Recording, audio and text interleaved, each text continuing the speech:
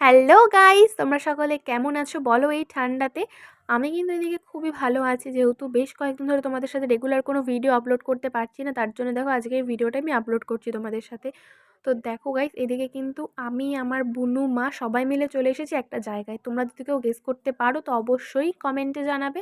আর তোমাদেরকে তো আমি একটা কথা সবসময় বলি যে ভিডিওটা কেউ তোমরা স্ক্রিপ্ট করবে না, পুরো ভিডিওটা দেখবে। তো চলো গাইস, ভিডিওটা আমি শুরু করে দিই। তো দেখো, এদিকে তো আমি প্রথমে বলে দিলাম যে আমি, মা, আমার বোনু এসেছি এখানে মাসিকে নিয়ে যেতে। যেহেতু আমার মাসির বাড়িটা কলকাতার সাইডে, তো কলকাতা থেকে আমাদের বাড়িতে যেতে যেহেতু অনেকটা টাইম লাগে, আর আমার মাসির সাথে যেহেতু এখন আমার দিদির মেয়ে রয়েছে, তো ও তো ভীষণ ছটফট করে, আর বাচ্চাটা তো ছটফট করবে, এটাই স্বাভাবিক ব্যাপার। তো সেই জন্য মাসির একটুখানি প্রবলেম হচ্ছিল, তার জন্য আমি, আমার মা, বোনু সবাই চলে এসেছি। আর দেখো গাইস, এটা হলো মাসিদের এখানকার অটো স্ট্যান্ড। সব জায়গায় যেহেতু কোনো না কোনো রুলস থাকে, তো এখানেও একটা রুলস রয়েছে যে পুরো অটোটা ভর্তি না হলে এখান থেকে অটোটা ছাড়বে না। তো দেখো, ওখানে একজন লাল সোয়েটার পরে একটা লোক আসছে, তো উনি এখানে এসে বসবে, তারপরে অটোটা ছেড়ে দেবে।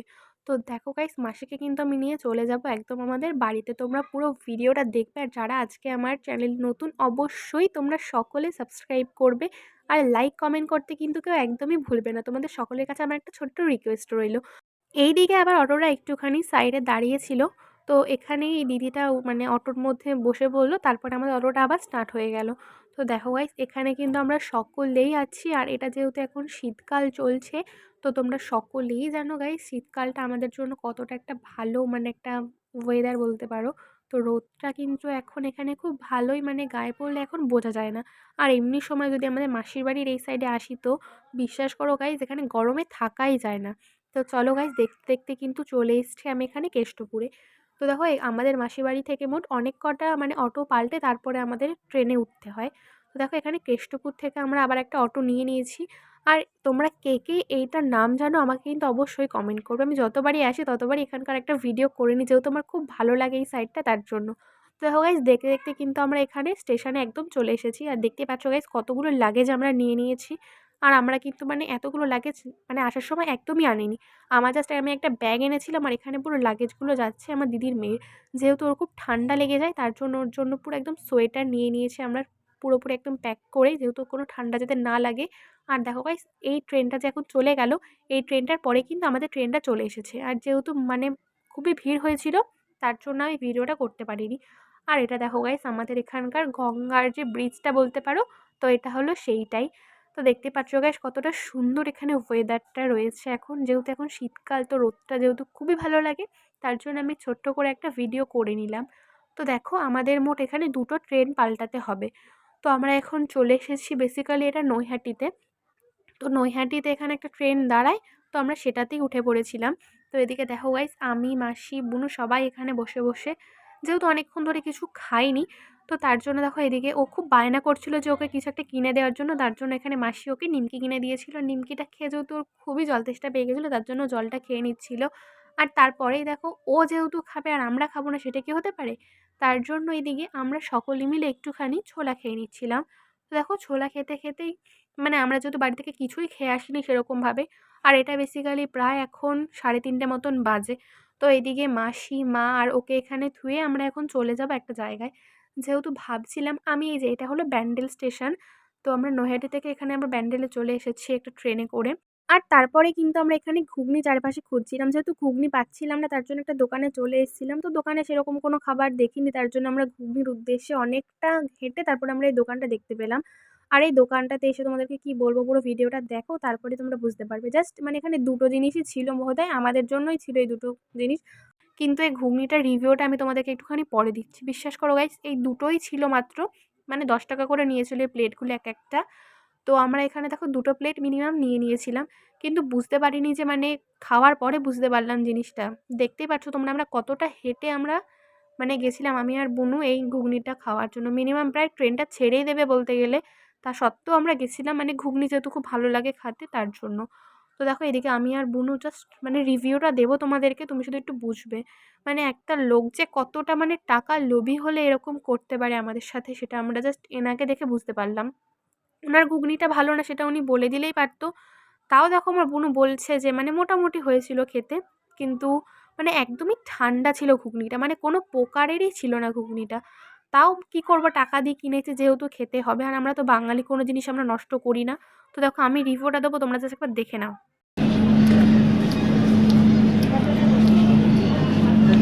ভালো বাট ঠান্ডা, অনেকদিন খুঁজেছিলাম তারপরে কি পেলাম এটা। কি করব বলো গাইস, হয়তো ভাগ্যে আমাদেরই এই ঠান্ডা ঘুগনিটা লেখা ছিল। আর যেহেতু আমি আর আমার বোনু খুবই ঘুগনি খেতে পছন্দ করি, তার জন্য দেখো সাইড দিয়ে আবার আরেকটা দাদু যাচ্ছিল ঘুগনি নিয়ে। তো তিনার থেকেও আবার নিলাম, উনি বলছিল যে গরম ওনারটা, তো সেই বুঝে আমরা নিয়েছিলাম ওটা। তো হ্যাঁ, এটা গরম ছিল, কিন্তু বলো তো কি সেই টেস্টটা আর নেই যেটা আমরা আগে মানে পেতাম। আমি ঠাম্মার সাথে যখন আসতাম তখন আমার ঠাম্মা আমাকে প্রায়ই কিনে দিত এরকম একটা ঘুগনি, যেটা খুব টেস্ট ছিল। আর এই ঘুগনিটা বোধহয় 7 নম্বর প্ল্যাটফর্মে পাওয়া যায় ব্যান্ডেলে, খুবই টেস্টি। তোমরা যদি একবার খেয়ে থাকো তো অবশ্যই আমাকে কমেন্টে বলবে, আর যারা যারা খাওনি তারা কিন্তু অবশ্যই একবার টেস্ট করবে। আর গাইস সত্যি বলছি, আমার সাথে যে আজকে এত বড় একটা দুর্ঘটনা ঘটবে আমি সেটা কল্পনাও করতে পারিনি ঘুগনির চক্করে পড়ে। এদিকে একবার ছুটছি, ওদিকে একবার ছুটছি ঘুগনি নিতে, তার জন্য দেখো আমার সাথে কি হয়ে গেছিল। আর এরকম করবি না। আর এরকম করবি না, এরকম করবি না, লাভ না। আমরা খালি হাসবা। আর এরকম করবি না। को जाने वाली दीपक धीमी गति की ट्रेन है। আমি কি বল 100 টাকা হলো নামবি না। কটা বলা ওর ভিডিওটা করতে পারলে তখন ভালো হতো। আমিও বুঝতে পারিনি যে আমার সাথে এরকম একটা দুর্ঘটনা ঘটে যেতে পারে। মানে দুর্ঘটনাটা বলা যায় না, মানে ওরকমই, মানে আর কিছুক্ষণ হলেই জিনিসটা খুব বাজে একটা পরিস্থিতিতে চলে যেতে পারত। আর আমার মা মাসি তো বকা দিচ্ছিল, তোমরা সেটা দেখতেই পেলে। আর ট্রেনের সকলেই বকা দিচ্ছিল যে ওই টাকাটার জন্য না নামলেই হতো সাইড দিয়ে। কি করবো বলো গাইস, আমি বুঝতে পারিনি যে এরকম একটা কিছু হয়ে যাবে। আমি মানে আমার বোনু বলল যে নিচে টাকাটা পড়ে রয়েছে, আমাদেরই টাকাটা পড়ে গেছিলো নিচে। আমার বোনু যেহেতু এদিক ওদিক দিয়ে, আমরা যেহেতু দেখলেই তো আমরা ঘুগনি খাচ্ছিলাম, মানে খুব ভালো লাগে তার জন্য। তো সেখানে যে এরকম একটা বাজে ঘটনা ঘটে যাবে তো বুঝতে পারিনি।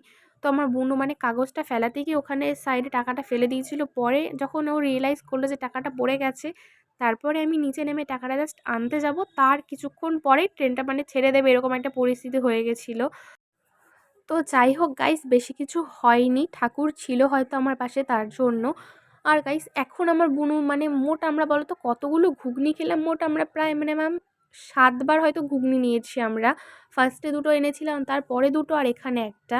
মোট হলো 5টা, সরি 7টা না 5টা। তো দেখো এই যে এখন যে ঘুগনিটা খাচ্ছি এটা কিন্তু গাইস খুবই সুন্দর ছিল, যেরকম ফ্লেভার চেয়েছিলাম আমি একদম সেরকম ফ্লেভার ছিল। তো দেখো ফাইনালি গাইস আমরা চলে এসেছি কিন্তু নবদ্বীপে। তো আমরা নবদ্বীপে নামিনি, নবদ্বীপের পরের একটা স্টেশন ছিল বিষ্ণুপ্রিয়া। এটাতে নামলে বলো তো কি গাইস, আমাদের মানে যে ব্রিজটা আছে মেন, ওই ব্রিজটা আমাদেরকে চড়তে হয় না, মানে উঠতে হয় না ওটার ওপরে। তো তার জন্য আমরা এখন এইটাতেই নামি, বেসিক্যালি বিষ্ণুপ্রিয়া যে স্টেশনটা রয়েছে। তো দেখো গাইস ফাইনালি মানে এত কিছুর পরে যে আমরা বাড়ি আসতে পেরেছি, আমার এটাই অনেক। আর বাড়ির থেকে মানে দূরে কোথাও গিয়ে শান্তি আমি তো পাই না, আমার বাড়িতে যতটা ভালো লাগে মানে ততটা আর কোথাও গিয়ে পাই না আমি। তো দেখো গাইস অনেক গল্প হলো তোমাদের সাথে, তো দেখা হচ্ছে আবার নেক্সট ব্লগে। তোমরা যারা আমার ভিডিওটা এতক্ষণ ধরে দেখলে সকলকে অনেক অনেক ভালোবাসা রইলো। তো যারা যারা এখনো সাবস্ক্রাইব করোনি অবশ্যই সকলে সাবস্ক্রাইব করে দেবে আমার চ্যানেলটাকে। তো চলো গাইস, দেখা হবে আবার নতুন কোনো ভিডিওতে। তো তোমরা ঠাকুরের কাছে প্রে করো গাইস, যাতে আমি আরও বড় হই, আরও অনেক যাতে দূরে যেতে পারি, তোমাদেরকে আরও সুন্দর সুন্দর ভিডিও দেখাতে পারি। চলো টাটা।